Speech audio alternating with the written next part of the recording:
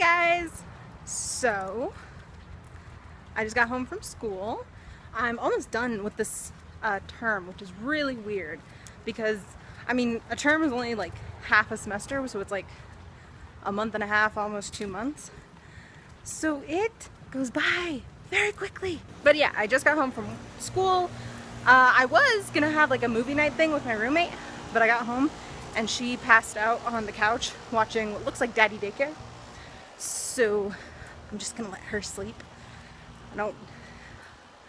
I don't need girl time enough to, you know, wake her up. She got up real early this morning to go to work, and I don't need to wake her up. I did not get up till like 2 o'clock today, which I know is awful, but I have I always have this issue. I am such a night owl that I stay up ridiculously late and then cannot get up the next morning. Doesn't matter how many alarms I set, if I don't have like something very specific to get up for, like say work, I can't get up. Like it, I can look at the clock and just be like, doesn't matter, nothing.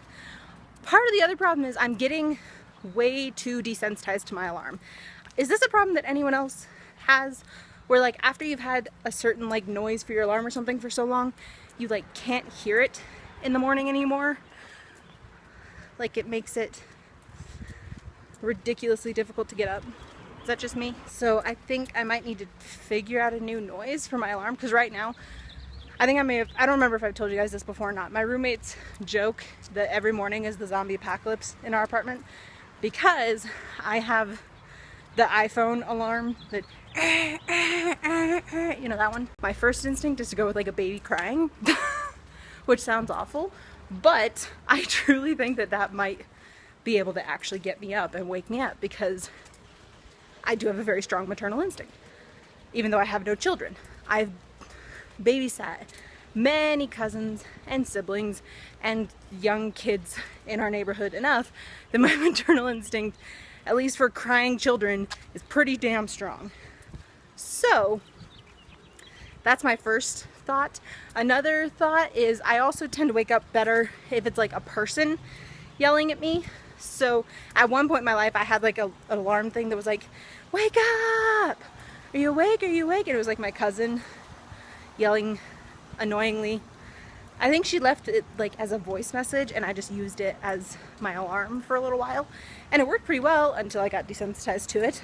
But if I got maybe like my little brother or something to record something, I don't even know if you can make like voice recordings alarms, but if not, I'm sure I could find something on like the iTunes store, something I could download that I could use, because holy high heavens, 2 o'clock is not an acceptable time to be waking up and starting your day. So I've had some eggs sitting in the fridge for about a week now. I decided to boil them because I've always really liked boiled eggs, but I had some extras, so I'm gonna try and do, you know, over medium, I think is what it's called, but basically the yolk is uncooked but everything else is.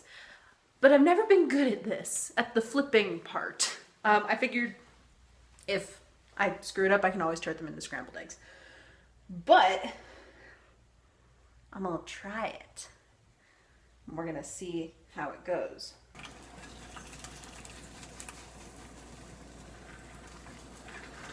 Okay, maybe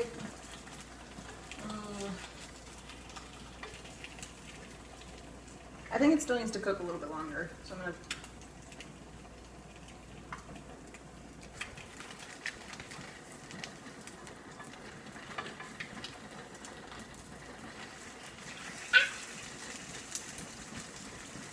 Kinda worked. I'm gonna go ahead and call that a victory. I think it worked just fine. See, ain't it party? Again, not as pretty as my dad used to make it, but hey, it's edible. I'll take it. Well, the eggs are delicious, but it's the moment of truth to see if I manage to cook this one without just cooking the yolk all the way through. Ready? Ready? It doesn't spill. Oh well, it's not cooked all the way through.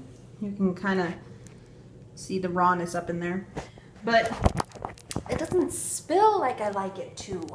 It's not like something you can, we used to call them dipping eggs because you could dip like your pancakes and stuff in them.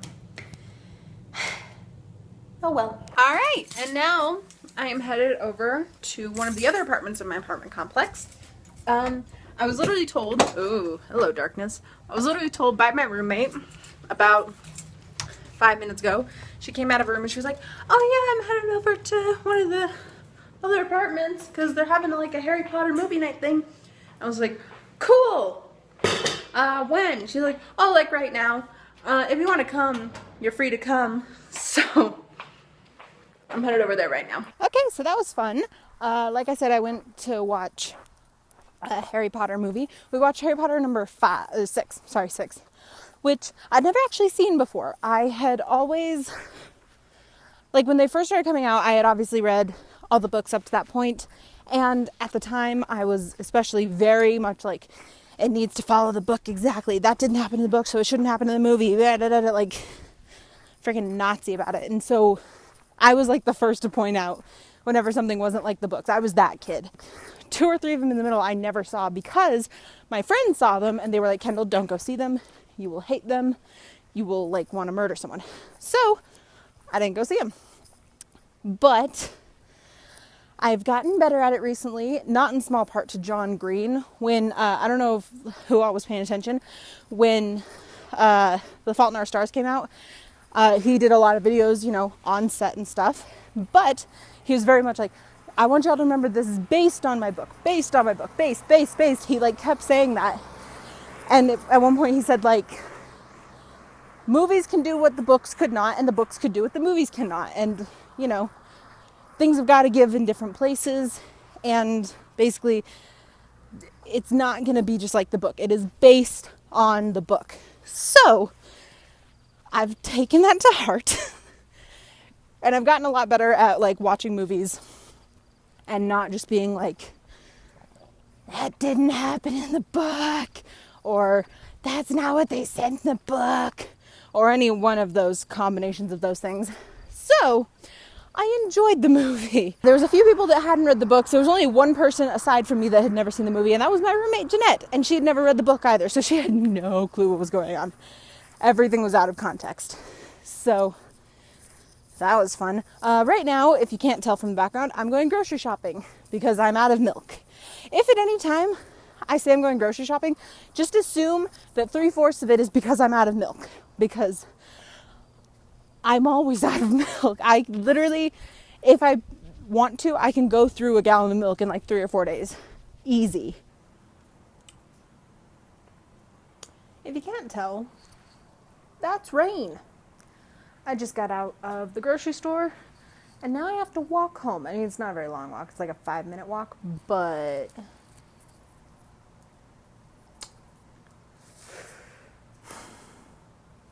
was hoping not to have to deal with rain. All right, guys, it is very late and I am very tired, so I'm gonna go to bed. Thank you guys for watching and I'll see you tomorrow. Bye.